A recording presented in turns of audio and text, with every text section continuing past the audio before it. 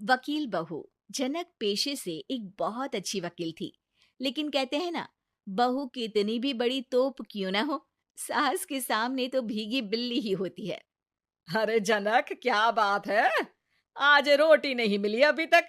ये तेरा कोर्ट नहीं है जो आज फैसला ना हुआ तो कल की तारीख मिल जाए। रोटी तो रोज वक्त में चाहिए। हाँ।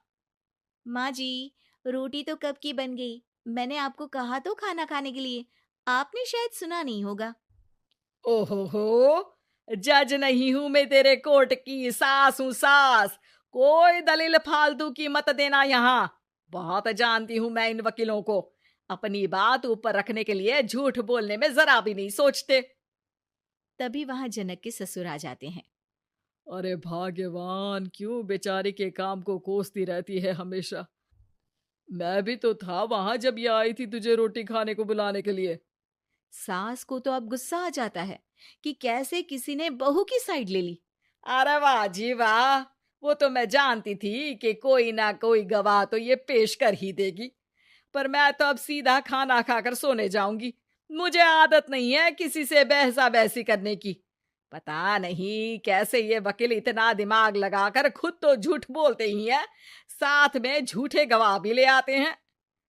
जनक को सास के ताने सुनने की अब आदत सी पड़ जाती है। एक दिन जनक वकील की ड्रेस पर काला कोट पहनकर कोर्ट के लिए निकल ही रही होती है कि अरे कहाँ चली काला कौवा बनकर। टोक दिया ना। अब कोर्ट तो वकील वाली ड्रेस पहनकर ही जाऊंगी ना। वाह भाई वाह, दामिनी तो मैंने भी देखी है। सन्नी पाजी ने ऐसा ही कोट पहना था और कहा था कि तारीख पर तारीख, तारीख पर तारीख। मतलब कि कोई बात करनी है तो बोलिए, वरना वक्त नहीं है मेरे पास खराब करने के लिए। अरे पता नहीं तुझ में क्या देखा मेरे बेटे ने। सारा दिन वकीलों वाली बहस करती है, भोली भाली सास के साथ। अच्छा सुन, जो इतनी बहस मेरे आगे करती है ना, जरा अपने बॉस से कर ले, जो 1 साल भी ना हुए तेरी शादी को और काले कपड़े पहना दिए। अंदर जा और लाल कोट पहन कर आ। पता तो चले कि नई नवेली शादी हुई है। अरे माँ जी, कोर्ट में मेरा बॉस क्या करेगा? ये तो पूरे देश की ड्रेस है वकीलों के लिए। लेकिन सास तो ठहरी सास। अच्छा, तो कोई जरूरत नहीं है 2-4 साल कोर्ट जाने की। शादी थोड़ी पुरानी हो जाए तब इजाजत दे दूंगी मैं तुझे काले कपड़े पहनने की। अब क्या था, मन मारकर जनक को लाल रंग का कोट पहनकर कोर्ट जाना पड़ता है। उसके जाने के बाद आहा, बड़ी आई पूरे देश की ड्रेस की बात करने वाली। अरे पहना दिया ना लाल कोट।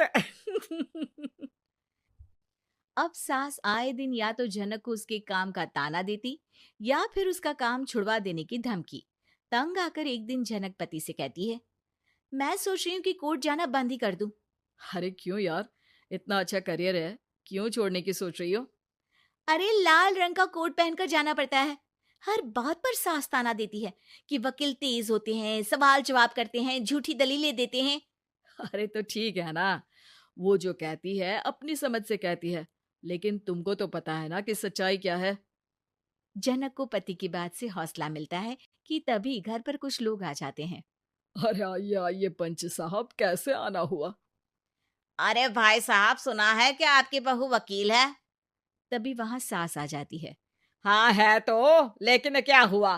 फिर कहीं बहस कराई क्या? अरे हम तो खुद दुखी है उसके व्यवहार से। अरे भाभी जी, आपको तो पूरा मोहल्ला जानता है कि आप कितना बोलती है। फिर हम यहाँ बहू रानी की कोई शिकायत नहीं, बल्कि अपनी परेशानी लेकर आए हैं। ससुर जी खुश हो जाते हैं। हाँ हाँ, मैं भी बहू को बुलाता हूँ। जनक वहां आती है, सबको नमस्ते करके बैठ जाती है। बहू रानी, हमारे गांव में बड़ी मुसीबत आ गई है। अब तो पूरे गांव की जिम्मेदारी मानो तुम्हारे कंधों पर है। अरे ना ना, इससे तो घर की जिम्मेदारी पूरी नहीं होती। ये गांव की जिम्मेदारी क्या लेगी? भाभी जी, आप चुप हो जाओ। यहाँ पढ़े लिखे लोगों की बात हो रही है। आप जाओ, जरा रसोई से सबके लिए चाय लेकर आओ। मैं कॉफी लूंगी। हाँ हाँ, वकील साहिबा के लिए कॉफी। सास सर पैर सब पटक कर वहां से निकल जाती है। बहू, गांव में पानी नहीं आ रहा है, पड़ोसी राज्य ने हमारा पानी रोक रखा है। इसका मामला तो बड़े कोर्ट में चलेगा पंच जी, लेकिन ऐसा क्यों? वो राज्य हम लोगों से पानी के पैसे मांग रहा है। अब आधे गांव में पानी की सप्लाई खत्म हो गई है बहुरानी। अच्छा पंच साहब, बात गांव की है तो मैं जरूर केस लड़ूंगी। यहाँ एक बार फिर सास की एंट्री हो जाती है। अरे वाह जी वाह, ये काम करवा लो, आप हमारी बहू से बहुत अच्छा करती है। मैं हूं सीधी सादी सास। इस लड़की ने कैसे लड़ लड़ कर मुझे साइड कर रखा है, ये तो अब आपको पता चल ही जाएगा। अरे भाभी जी, आपकी आवाज तो पूरे गांव को सुनाई पड़ती है जब आप बहू रानी को सुंदर वचन सुना रही होती हैं। अरे वकील बहू मिली है, फक्र करो फक्र। हाँ जी हाँ, सारी फकर तो हम लोग ही करें।